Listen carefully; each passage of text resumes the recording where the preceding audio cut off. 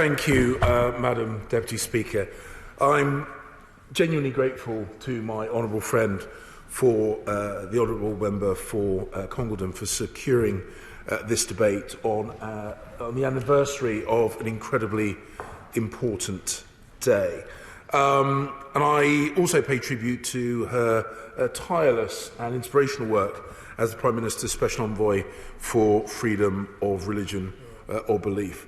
I also pay tribute to the All-Party Parliamentary Group for Freedom of Religion or Belief, or FORB, as they also work so hard. And it would be deeply remiss of me not to also put on record my thanks and huge respect and admiration for the Honourable Member for Strangford, who works so tirelessly on this issue, and for the incredibly effective work that the group that he chairs performs.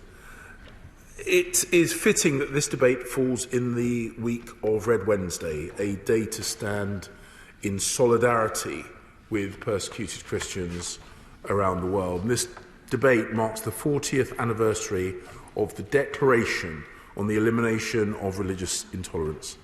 And fittingly, today is also the UN International Day for the Elimination of Violence against Women, something that I'll touch upon a little later on in my remarks. The shared passion about protecting the freedom of religion or belief alongside other human rights in this House is clear and something which I think we can all be proud of.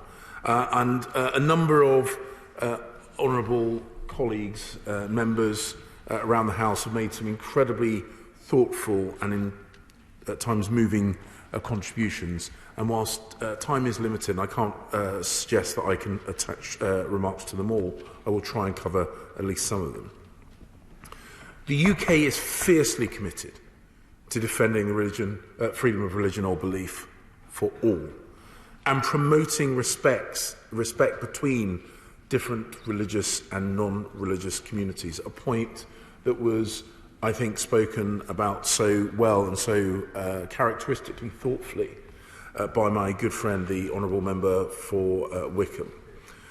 Like my Honourable friend, the Member for Congleton, I am pleased that with the full enthusiastic support of the Prime Minister, the UK will be hosting an international ministerial conference on FORB on the 5th, 6th of July 2022, right here in London. Conference planning is well underway, and we expect to engage with stakeholders, including religious and non-religious groups. And I know my honourable friend, the Member for Congleton, is taking a key role in supporting the efforts to deliver that conference.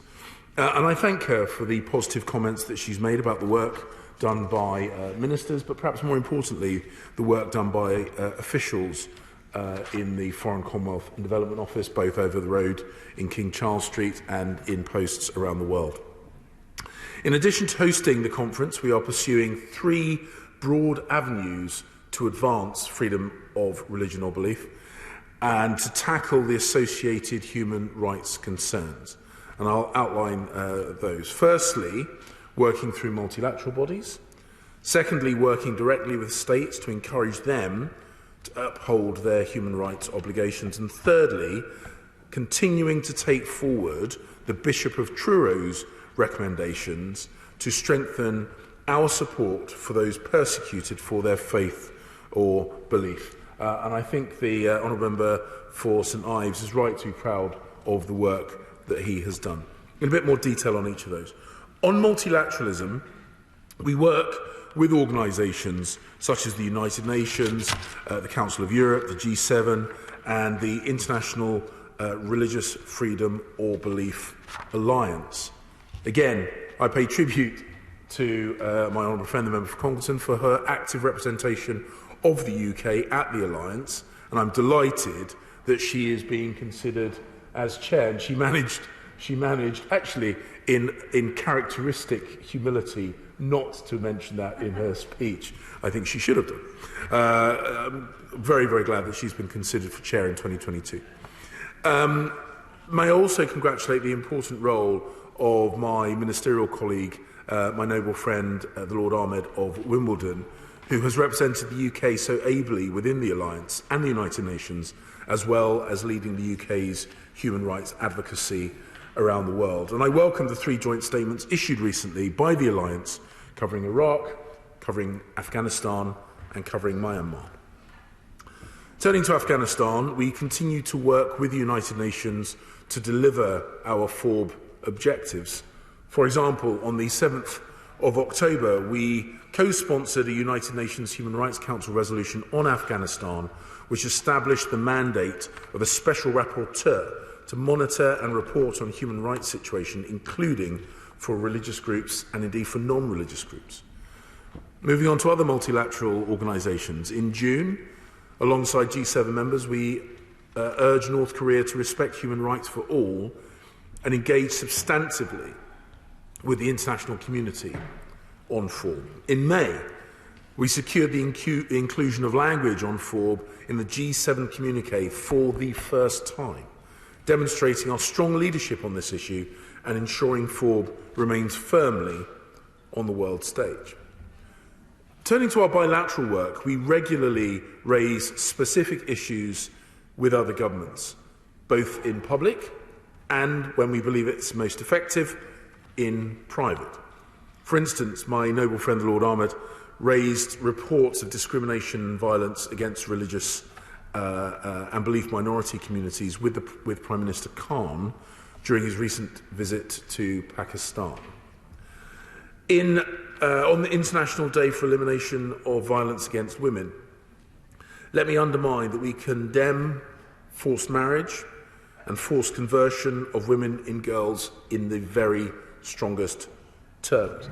And a particular case has been raised by a number of honourable members, and why I'm often uncomfortable speaking about specific cases for fear that the safety of individuals could be compromised. I can assure members across the House that we fund projects in Pakistan to help address forced marriage and bring up the plight of both communities and individuals where we can. No one should suffer because of their religion or belief. And many honourable members across the House have made this point. No one should suffer twice because of both their religion and belief and because of their gender.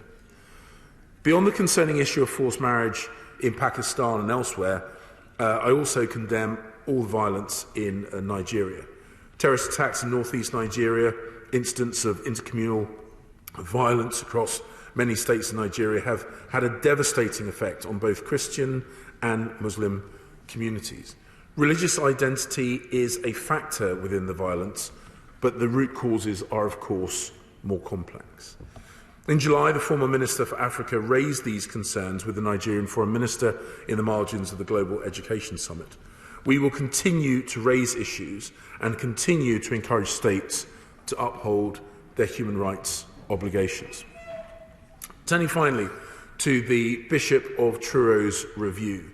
We're making good progress on all 22 recommendations included in the final report, including the recommendation which calls for an independent review, again something my honourable friend Congleton has raised. Just this week, for instance, the FCDO estate was lit up to mark Red Wednesday, standing in solidarity with persecuted Christians across the world. This follows specifically from recommendation 19 of the Bishop's report about marking and promoting days in support of FORB for all. Recommendation 5 is about bolstering our research, and I'm very pleased that the FCDO launched the John Bunyan Fund for FORB.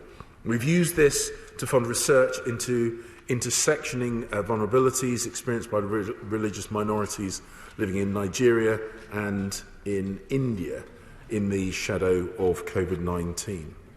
And as has already been highlighted, recommendation 8 concerns the use of sanctions to address FORB issues. And in March, alongside the European Union, the United States of America and Canada, we imposed sanctions on 4 former Chinese government officials and 1 government entity for the gross human rights violations against the Uyghur Muslims in Xinjiang, something that the honourable gentleman for Leeds North East has highlighted. To conclude, Madam Deputy Speaker, the UK has a duty and a drive to promote and defend equality, inclusion and respect, both at home and abroad. And I can assure this House that this will remain a foundation stone of UK foreign policy. And the government does not take that duty lightly. We are aware and will continue to be a voice for the voiceless, defender of the rights of freedom of religion or belief for everyone, everywhere.